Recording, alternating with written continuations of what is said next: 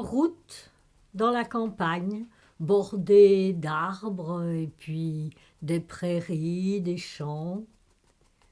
Dans le ciel, la lune et les étoiles.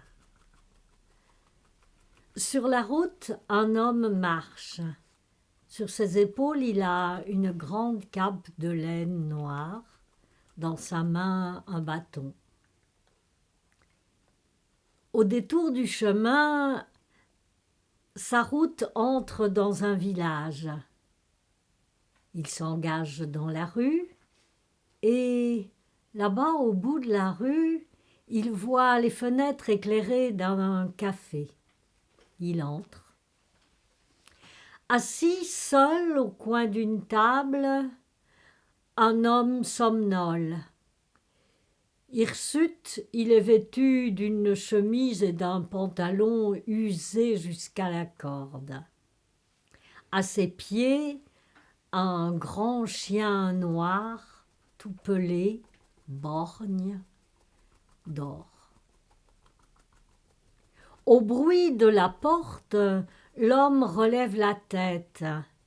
Il regarde le nouveau venu et lui montre du menton les cartes éparses sur la table. « Ça vous dit une partie ?»« Oui, d'accord. Je te joue ton âme.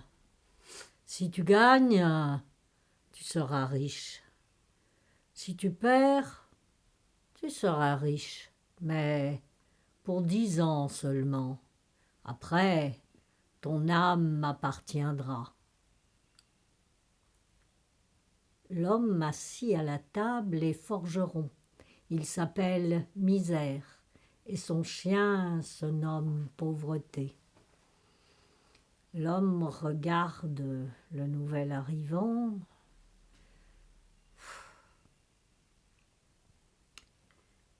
La richesse, pour moi qui ai toujours été pauvre, même 10 ans, ça vaut la peine.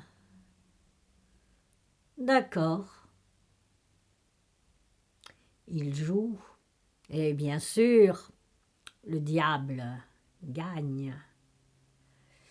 Le forgeron Misère pâlit, sue à grosses gouttes, mais dans sa poche, il sent le poids des écus. Alors, il se redresse. Après tout, même 10 ans, c'est long, on verra bien plus tard. Et il commence alors une vie de fête et de festin. Son ventre s'arrondit, celui de son chien aussi. Le nez de l'homme s'illumine, mais sa forge, elle, s'éteint. 9 ans plus tard, Saint Pierre et Jésus, vous savez qu'ils circulent beaucoup sur terre, Saint Pierre et Jésus passent par le village. Leur âne est déferré. Ils s'arrêtent à la forge. Pierre s'avance. « Bonjour, forgeron. Ta forge, elle peut fonctionner ?»«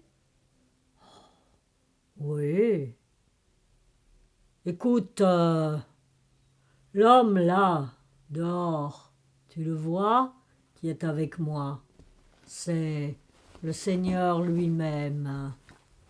Si tu fais notre âne, tu pourrais en être très content. » Bien. Vous pensez tout de même, on a son orgueil, le forgeron Misère active sa forge et chausse l'âne de magnifiques fers en argent. Pierre paye le travail et Jésus, sur le pas de la porte, regarde le forgeron. « Merci pour ton travail. En récompense, j'exaucerai 3 de tes vœux, les 3 prochains. Tu peux demander ce que tu veux.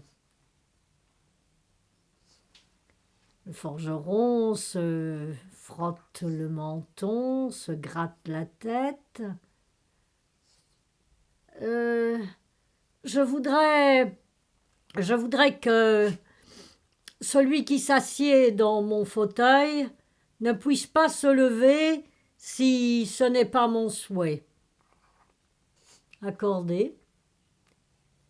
Et puis, je voudrais aussi que celui qui montera dans mon cerisier ne puisse en descendre qu'à ma volonté. Accordé. Et puis, ma bourse, je voudrais qu'elle ne laisse échapper son contenu que si j'en suis d'accord. Accordé. Pierre prend l'âne par la bride et les 2 voyageurs se remettent en route. Pierre bougonne. « Oh, tout de même, Seigneur, ce forgeron, il aurait pu demander le paradis, non ?» Bah, laisse Pierre, tout est bien. 10 ans sont passés. Satan vient chercher le forgeron. « Ah oui, j'arrive, mais je vais préparer mes affaires. Installez-vous, reposez-vous, vous devez être fatigué, il y a loin de l'enfer jusqu'à ma forge. » Et le diable s'installe dans le fauteuil. Misère disparaît et revient une barre de fer rougie au feu entre les mains. Il se met à battre le diable. Lui veut se lever, mais bien sûr, il ne peut pas. Et le forgeron le bat, le bat. « Ah, mais je vais t'apprendre, moi, à venir sur le pauvre monde. » Le diable, encore une fois, veut se lever, mais ne le peut. « Je te libère, mais si tu me donnes 10 ans de plus. » Le diable n'a pas le choix. Et enfin libéré, il s'en va en se frottant les côtes. Le forgeron reprend sa bonne vie. 10 ans se passent encore et 3 petits diables viennent frapper à sa porte. « Ah, c'est vous. Bien, entrez, je vais préparer mes affaires. »« Ah non, non, non, non, on n'entre pas, hein, non, non, on a compris, on n'entre pas. Dépêche-toi. »« Oui, je fais au plus vite. Si vous voulez, allez donc dans le cerisier, manger mes cerises. Je crois qu'elles sont mûres et moi, j'en profiterai plus de toute façon. » Bien sûr, par cette belle journée d'été, les 3 diablotins ne se le font pas dire 2 fois et ils grimpent dans le cerisier. Un peu après, le forgeron Misère revient avec son chien et tous les 2 rient de voir les efforts des diablotins pour descendre. Le forgeron ne les libère que pour 10 années encore. Et il reprend sa belle vie. Au bout des 10 ans, c'est toute une escouade de petits diablotins qui vient frapper à sa porte. « Hé, on n'entre pas, hein, on ne nous la fait pas à nous, hein. Il nous a bien expliqué, Satan. Allez, tu viens avec nous et fis ça, hein. » Misère et pauvreté, son chien, suivent les diablotins, mais la route entre La forge et l'enfer, eh bien, ça monte, ça descend, ça remonte, ça redescend, ça remonte, ça redescend. Les diablotins, ils l'ont déjà fait une fois dans l'autre sens. Ils commencent à souffler, ils s'épongent le front avec leurs manches. Ah, eh ben, il est terrible ce pays. Ah oui, faut être habitué. Mais si vous voulez, faites-vous donc tout petit et je vous mettrai dans ma bourse, comme ça je vous porterai. Et encore une fois, le forgeron gagne 10 ans. 10 ans après 10 ans après 10 ans, l'homme et son chien se font vieux.